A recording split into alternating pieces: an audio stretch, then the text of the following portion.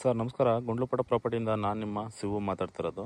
ಒಂದು 35 ಎಕರೆ ಲ್ಯಾಂಡು ಮಾರಾಟಕ್ಕೆ ಬಂದಿದೆ ನೋಡಿ ಸರ್. ಇದು ನೋಡಿ, ನಿಮ್ಗೆ ಏನು ತೋರಿಸ್ತಾ ಇದ್ದೀನಿ, ಇದೇ ಲ್ಯಾಂಡು. ಟೋಟಲ್ ನಿಮಗೆ 35 ಎಕರೆ ಬರುತ್ತೆ ಸರ್. ಇದು ಗುಂಡ್ಲುಪೇಟೆ ರಿಜಿಸ್ಟ್ರೇಷನ್ ಬರೋಂಥ ಜಾಗ.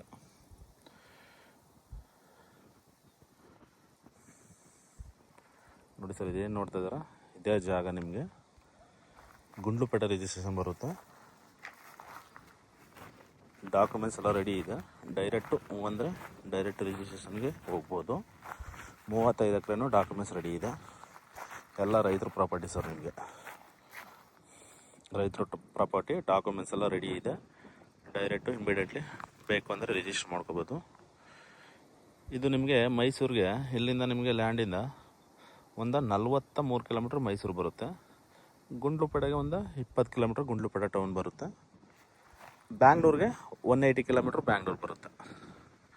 ಜಾಗ ಮಾತ್ರ ಒಳ್ಳೆ ಅದ್ಭುತ ಆಗಿದೆ ಸರ್. ಜಾಗ ನಿಮ್ಗೆ ನೋಡಿ, ಇಲ್ಲೆಲ್ಲ ಉರುಳಿ ಹಾಕಿದಾರಲ್ಲ ನೋಡಿ ಸರ್, ಇಲ್ಲಿ ಉರುಳಿ ಹಾಕಿದಾರಲ್ಲ ನೋಡಿ, ಲಾಸ್ಟು ಅಲ್ಲಿವರೆಗೂ ಬರುತ್ತೆ ನಮಗೆ.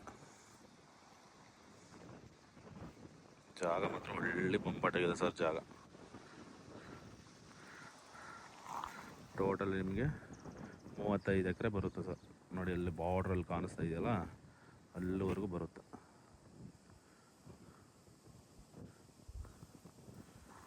ಮೈಸೂರಿಗೆ ಒಂದು 43 ಕಿಲೋಮೀಟ್ರ್ ಬರುತ್ತೆ. ಗುಂಡ್ಲುಪೇಟೆ ರಿಜಿಸ್ಟ್ರೇಷನ್ ಬರೋ ಅಂಥ ಜಾಗ.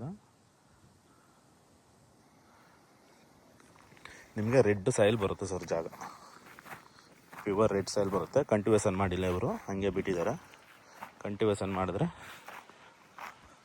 ನೋಡಿ, ನಿಮಗೆ ಅಲ್ಲಿ ಬಾಳೆ ಕಾಣಿಸ್ತಾ ಇದೆಯಲ್ಲ, ಬಾಳೆ ಕಾಣಿಸ್ತದೆ ನೋಡಿ, ಅಲ್ಲಿ ಬಾಳೆನೂ ಸೇರಿನೇ ನಿಮಗೆ 35 ಎಕರೆ ಬರೋದು.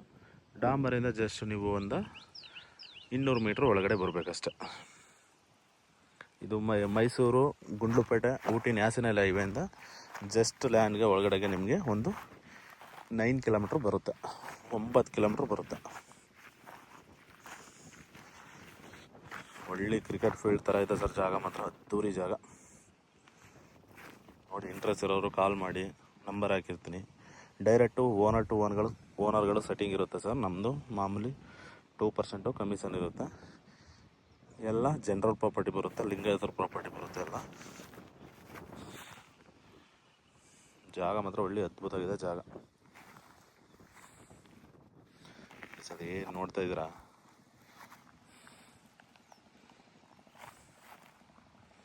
Direct owner to owner setting ಇರುತ್ತೆ. ಇದು ನಿಮಗೆ ಗುಂಡ್ಲುಪೇಟೆ ರಿಜಿಸ್ಟ್ರೇಷನ್ ಬರೋ ಅಂಥ ಜಾಗ. ಓಕೆ ಸರ್, ಇಂಟ್ರೆಸ್ಟ್ ಇರೋರು ಕಾಲ್ ಮಾಡಿ. Okay, thank you.